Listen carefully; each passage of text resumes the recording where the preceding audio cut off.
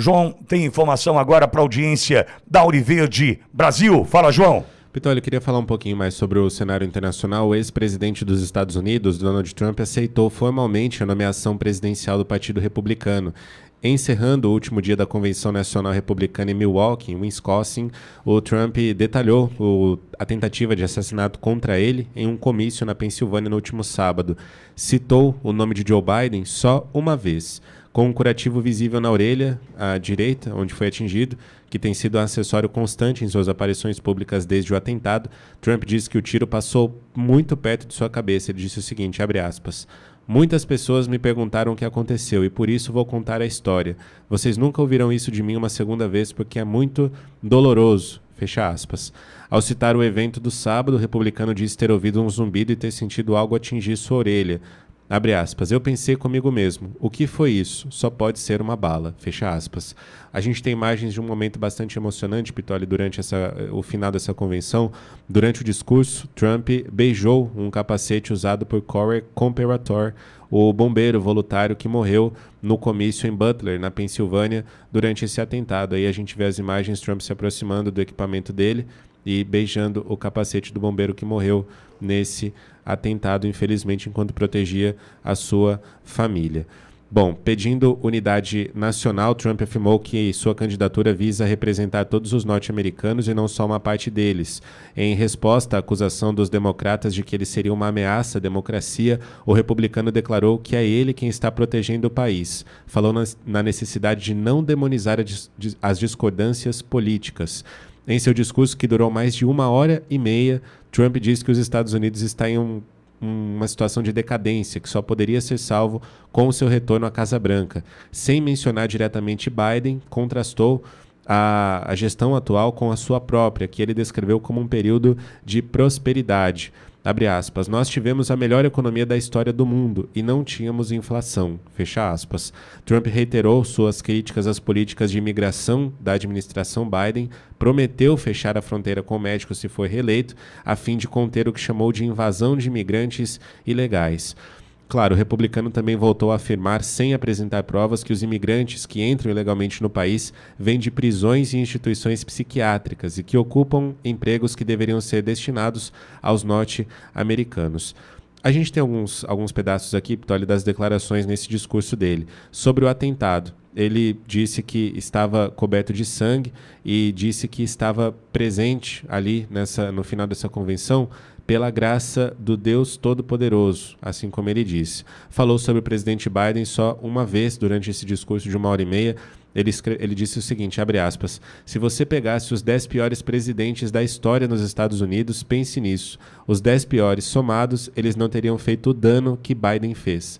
Fecha aspas. Falou também sobre a política migratória, disse que fecharia a fronteira com o México no primeiro dia de mandato e terminaria de construir aquele muro no sul dos Estados Unidos, na fronteira com o México. Também prometeu lançar a maior operação de deportação da história. Sobre as guerras que acontecem no mundo, especialmente na Ucrânia e também na faixa de Gaza, ele disse que poderia acabar com essas guerras com um telefonema. Sobre os empregos, disse que trará de volta empregos na indústria automobilística, não permitindo a construção de fábricas em países como México e China. Falou sobre a Previdência Social e o Medicare, que é uma pauta bastante cara para os democratas também, e falou sobre a União, claro, nesse momento tão conturbado na política norte-americana. Abre aspas, estou concorrendo para ser presidente de toda a América, não de metade da América, porque não há vitória em vencer por metade do nosso território. Fecha aspas. Bom, para quem ainda está achando esse assunto chato, o que eu tenho a ver com a eleição norte-americana, atenção. Atenção. É importante que você se conecte à realidade. A vitória de Trump não é a vitória dos republicanos dos Estados Unidos. Vai muito além disso. Alguém vai lembrar, você deve se lembrar, lá atrás, né, esse que vos fala dizia o seguinte, eu dizia assim, olha, esquece, não é Lula e Bolsonaro. O negócio é muito maior. Bolsonaro é o representante aqui no Brasil, um líder hoje que transcende as fronteiras, ultrapassa as fronteiras, mas aquele momento de disputa no Brasil em 2022 não era Lula e Bolsonaro. era muito maior do que 2 homens, 2 nomes. Muito maior.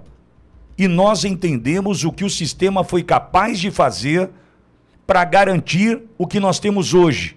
E paro aí, nesse sentido, o comentário, para não ser punido pela plataforma onde estou. Então você já entendeu o que o sistema precisou fazer para derrotar não só Bolsonaro, personalizado, personificado, mas para destruir a possibilidade do Brasil continuar no caminho certo, fazendo com que outros países também pudessem usar o Brasil de referência e entrar no mesmo trilho, dificultando a vida do narco-estado, dificultando a vida do sistema, dificultando a vida daqueles globalistas que destruíram as famílias. Então, para você que ainda acha que a gente, quando fala de Trump e Biden, estamos falando simplesmente de uma eleição norte-americana, atenção, isso é muito maior, mas muito maior. Passa pelo nosso futuro? Passa sim, senhor. Passa pela liberdade que perdemos? Passa sim, senhor. Trump terá outras prioridades, Pitoli. Você acha que vai olhar pelo Brasil?